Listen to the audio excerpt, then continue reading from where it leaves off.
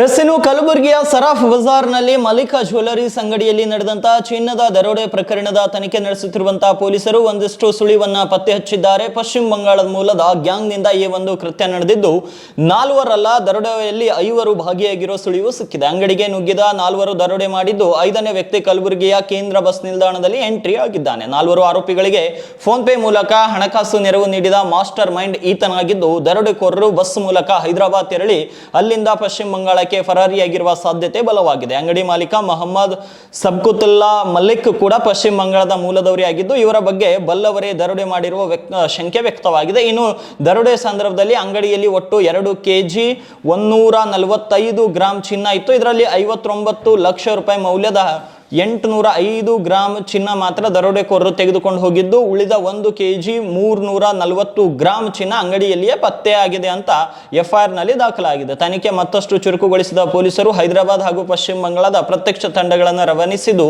ಆರೋಪಿಗಳ ಬಂಧನಕ್ಕೆ ಜಾಲ ಬೀಸಿದ್ದಾರೆ.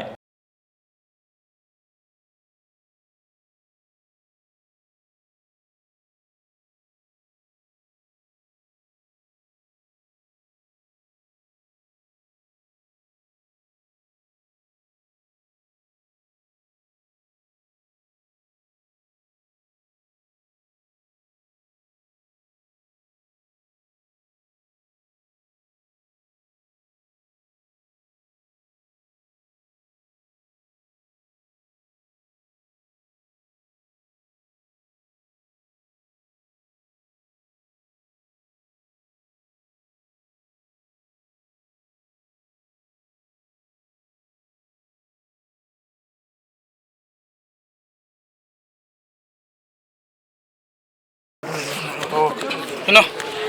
Go.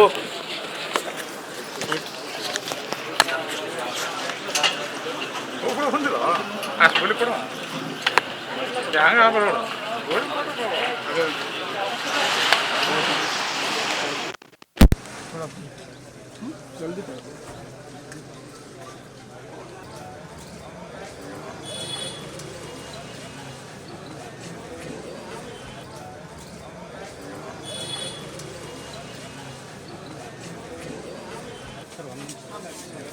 ಮುಗೀತ್ರಿ.